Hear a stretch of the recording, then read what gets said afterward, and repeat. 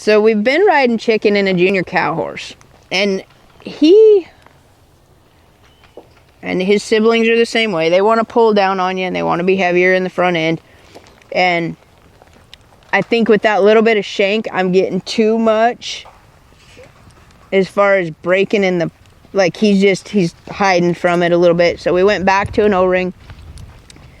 We rode him yesterday in a square, just a normal square O-ring, and he was really pushy, didn't want to listen.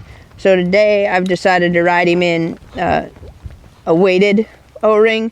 So this one's weighted. It's got the rebar mouthpiece. I'll show it to you when I'm done riding. You've seen it a couple of times on a couple of the 2-year-olds I've rode, but like I said, I want his head up here because he wants to hide, so we need to work on that. But I also need him to come back to my hands and have a little bit of respect. And I can already tell he doesn't feel like he's going to have much. So we're going to just start by, I'm going to sit, ask him to come back to me. And I'm going to be a little heavy real quick.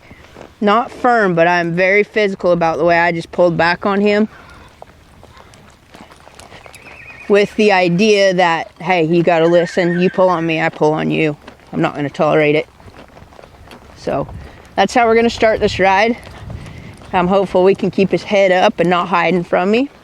And you've heard me talk about this before. Ideally, all I want is for their nose to come back to me when I pull on those reins. As long as they do, I won't pick on them much about, and I don't want to call it collection as much as face, because some of these horses we're riding have collection through their body, and you don't necessarily have to have them all shaped up and bridled.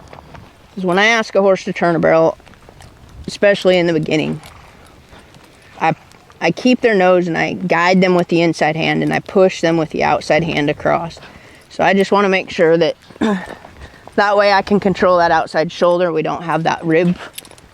We don't lose that shoulder or that rib and have that float on the back side of the turns, that everything comes across.